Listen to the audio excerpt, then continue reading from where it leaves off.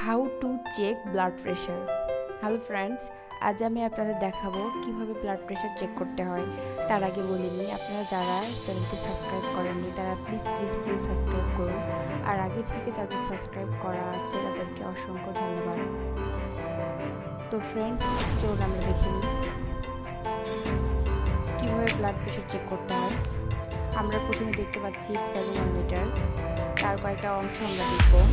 প্রথমে আমরা দেখব রাবার ক্যাপ, তারপর আমরা দেখব রাবার টিউব, তারপরে মিটার, তারপর পাম্প মেশিন, স্ক্রু, তারপর আমরা দেখব টেস্টোস্কোপ।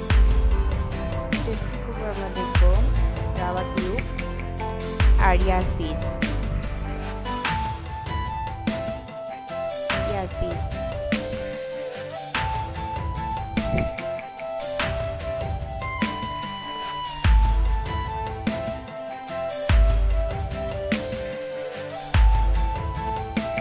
আমরা প্রথমে আটার নির্ধারণ করে সেই জায়গাতে আমরা দিব, তারপরে রাবার ক্যাপটা লাগিয়ে দিব অনেক শক্তভাবে। তারপরে আমাদের ইয়ারপিসটা কানে দিতে হবে। তারপরে আমরা মিটারটা নিব, তারপরে পাম্প মেশিনে পাম্প করব। আমাদের স্ক্রুটা প্রথমে টাইট দিয়ে নিতে হবে, তারপর আমি পাম্প করব।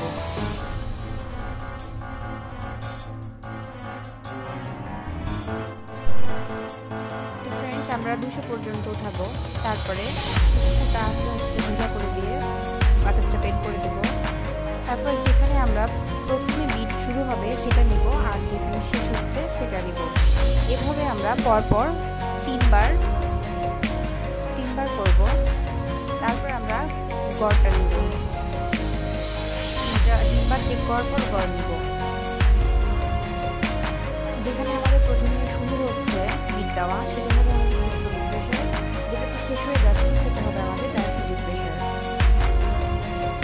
এখানে আমরা বয়স যদি একটু বেশি উঠাতে পারি, যদি কারো বয়স 45-এর উপরে হয়ে যায় সেটা আমরা 200 উঠাতে হবে, কারণ ব্লাড প্রেশারটা অনেক বেশি হয়ে যায় তার জন্য। আর 18-র উপরে সেখানে আমরা 200 পর্যন্তই করতে পারি।